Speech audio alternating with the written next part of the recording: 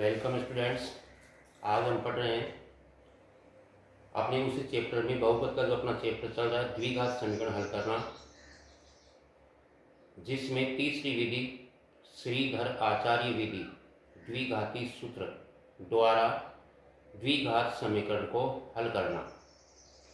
तो सबसे पहले द्विघात समीकरण को हल करने का द्विघाती सूत्र क्या होता है?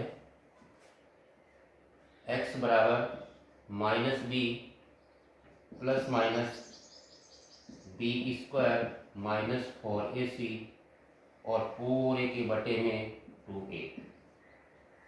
यह है द्विघाती सूत्र श्रीधर आचार्य विधि। इस द्विघाती सूत्र के द्वारा हम किसी भी द्विघात समीकरण को हल कर सकते हैं। गुणनखंड विधि से उन्हीं द्विघात समीकरणों को हल कर सकते हैं जिनके मध्य पद के गुणनखंड संभव हो, लेकिन किसी भी द्विघात समीकरण को हम इस द्विघाती सूत्र के द्वारा हल कर सकते हैं। तो यहाँ इस सूत्र में ABC जो आया वो क्या है, हम पहले से जानते हैं। हमारे द्विघात समीकरण के मानक रूप में ax² plus bx plus c बराबर 0 a b c गुणांक है, वास्तविक संख्याएं हैं। x² का गुणांक a, x का गुणांक b और h पद c। a b c के मान दिए गए द्विघात समीकरण से हमें लेकर इस द्विघाती सूत्र में लगाकर हम किसी भी द्विघात समीकरण के मूल ज्ञात कर सकते हैं। तो प्रश्नों में कभी मूलों की प्रकृति, मूलों का अस्तित्व होगा या नहीं, इसकी जांच करना पूछा जाता है। तो उसके लिए एक विविधकर होता है b² माइनस 4ac। उससे पहले हम मूलों का अस्तित्व ज्ञात करेंगे और अस्तित्व ज्ञात करने के बाद जिस विधि से हमें उस द्विघात समीकरण को हल करना पूछा गया है उस विधि का उपयोग करके और द्विघात समीकरण के मूल ज्ञात करेंगे।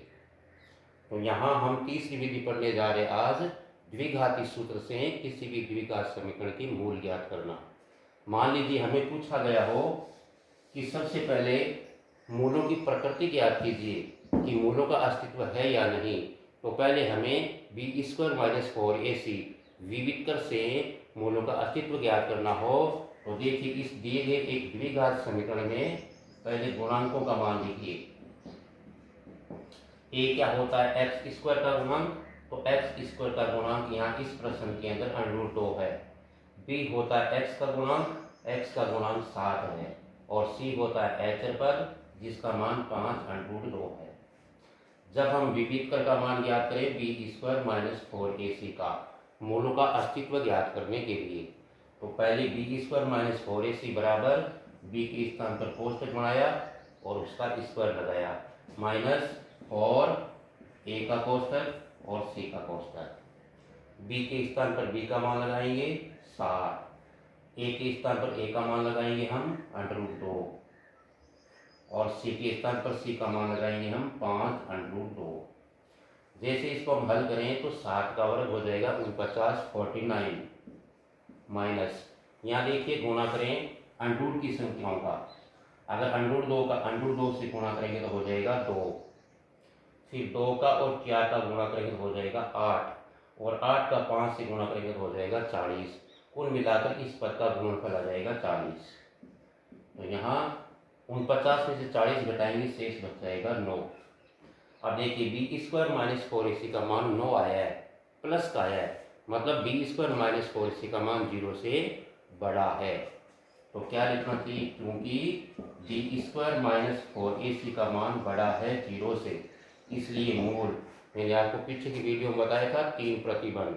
जब b² माइनस 4ac का मान 0 से बड़ा हो, प्लस का हो, तो मूल वास्तविक तथा भिन्न भिन्न होते हैं, अलग अलग होते हैं। और जब b² माइनस 4ac का मान पूरा 0 आ जाए तो मूल वास्तविक तथा समान होते हैं। और b² माइनस 4ac का मान 0 से छोटा हो, 0 से छोटे का मतलब माइनस का हो, यहाँ माइनस का मान प्राप्त हो जाए तो मूल काल्पनिक होंगे, वहाँ पर मूलों का अस्तित्व नहीं होगा। तो यहाँ प्लस का 9 आता है, 0 से बड़ा है, तो मूल वास्तविक और कैसे होंगे, भिन्न भिन्न होंगे, इसलिए मूल वास्तविक तथा भिन्न भिन्न होंगे। इस प्रकार से यदि हमें अस्तित्व पूछा गया हो तो सबसे पहले बी स्क्वायर माइनस 4ac का मान ज्ञात कीजिए। वो क्या प्राप्त होता है? 3 प्रकार का, या तो प्लस का, या जीरो, या माइनस का। प्लस का प्राप्त हुआ, जीरो से बड़ा, जीरो पूरा पूरा जीरो प्राप्त हुआ, या माइनस का प्राप्त हुआ, जीरो से छोटा। अगर प्लस का प्राप्त हुआ तो मूल वास्तविक तथा भिन्न भिन्न होंगे, जीरो प्राप्त हुआ तो मूल वास्तविक तथा समान होंगे, और जीरो से छोटा माइनस का प्राप्त हुआ तो मूल काल्पनिक होंगे। इन 3 स्थितियों में से किसी भी एक स्थिति को पहले हमें यहाँ लिखना है अगर प्रश्न में पूछा गया हो। अब देखिए द्विघाती सूत्र से इस प्रश्न को हम कैसे हल करें। तो सबसे पहले वही अपने तीनों गुणांक चाहिए हमें। ए का मान एक्स स्क्वायर गुणांक √2, बी का मान एक्स का गुणांक 7 और सी का मान एक्स का गुणांक 5 √2। हमारा द्विघाती सूत्र क्या होता है?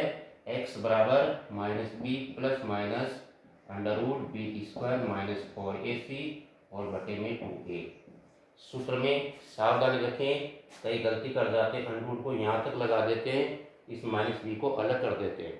नहीं, पूरा -b से लेकर √ यानी आगे की पूरी संख्या तक बटे में 2a और पूरा बटे का निशान रखना है और abc का मान लगाए और आगे हल करें।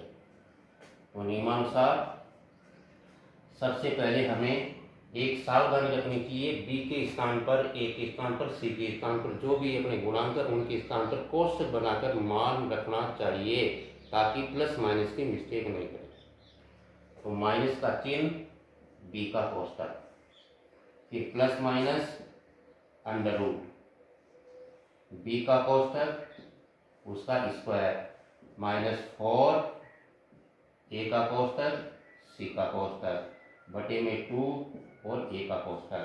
इस प्रकार से ए बी सी के पहले कोष्ठक बना दीजिए। अब मान लगाए हम, बी के स्थान पर क्या मान लगाएंगे? 7। फिर यहाँ बी के स्थान पर क्या मान लगाएंगे? 7 और यहाँ ए के स्थान पर क्या मान लगाएंगे? √2। यहाँ सी के स्थान पर क्या मान लगाएंगे? 5 √2 और बटे में 2a। ए के स्थान पर क्या मान लगाएंगे? √2। नियमानुसार हल करें। तो देखिए यहाँ पर कई बार ये संख्या माइनस की हो सकती है प्रश्न के अनुसार, तो यहाँ पर इस चिन्ह से इस चिन्ह का प्रभाव पड़ेगा, लेकिन यह प्लस की है तो यहाँ पर माइनस है। जैसे कोष्ठक खोल दीजिए, मान माइनस आ गया 7 प्लस माइनस √ के अंदर 7 का वर्ग हो गया 50 माइनस, अभी हमने गुणनफल ज्ञात किया था जब प्रकृति ज्ञात की, इनका गुणा आएगा 40। √2 का √2 से गुणा 2 का गुणा 5 से 10 का 4 से गुणा 40 बटे में 2 का √2 से गुणा 2 x बराबर -7 प्लस माइनस √ के अंदर शेष पर कितना बच गया? 9। 49 में 40 घटाएंगे और बटे में 2 आगे हल करें। -7 प्लस माइनस 9 का वर्गमूल हम जानते हैं 3 और बटे में कितना है? 2 अब यहाँ पर आने के बाद इसके हमें 2 पक्ष बनाने, 2 भाग करने। कैसे? x बराबर ये जो 3 आया है इसको इस -7 के साथ में एक बार प्लस का लगाना है और एक बार माइनस का लगाना है। तो पहला भाग क्या बनेगा? x बराबर -7 प्लस का 3, एक बार प्लस का 3 लिख लिया और बटे में 2 ये हुआ एक भाग।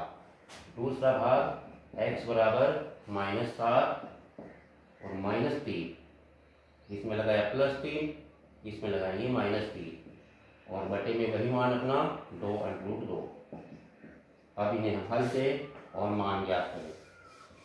तो देखिए पहले मान में 7 में से 3 घटेगा 4 बचेगा। किसका बचेगा? माइनस का, क्योंकि माइनस की संख्या बड़ी है। एक संख्या प्लस की, एक संख्या माइनस की, दोनों घटेगी और घटकर निशान किसका आएगा? बड़ी संख्या का। दोनों संख्या प्लस की जुड़कर प्लस की, दोनों संख्या माइनस की जुड़कर माइनस की, एक संख्या प्लस एक माइनस घटेगी, शेष बचेगा बड़ी संख्या का। एक प्लस एक माइनस घटी 4 बचा, किसका बचा, माइनस का, -4/2√2। अब देखिए 2 से 4 को काट दे 2 बार, x बराबर -2/√2। अब इस √2 से इस 2 को काटे तो क्या इस 2 में √2 होता है, बिल्कुल होता है। 2 को हम क्या लिख सकते हैं, √2 इंटू √2। x बराबर -3 को रखिए, √2 इंटू √2, इसको लिखा 2 को, और बटे में क्या है, √2। इन दोनों में से कोई सा भी एक √2 काट दीजिए तो x बराबर मान क्या आ गया, माइनस का √2, पहला मूल। और दूसरा मूल ज्ञात करें तो यहाँ पर देखिए दोनों संख्याएं माइनस की है तो जुड़कर माइनस की आ जाएगी, -10। x बराबर -10 बटे 2√2, और 2 से 10 कटेगा 5वां, मान क्या आ गया, -5/√2। इस प्रकार से इस द्विघात समीकरण के दो मूल क्या आ गए, एक तो माइनस का √2 और दूसरा आ गया -5/√2। तो किसी भी द्विघात समीकरण से हम किसी भी द्विघात समीकरण को हल कर सकते हैं, उसके मूल ज्ञात कर सकते हैं। तो इस प्रकार के दिए गए आपके चैप्टर में, पुस्तक में जो प्रश्न है उनको आपको हल करना चाहिए और तैयारी करनी चाहिए। Okay, thanks.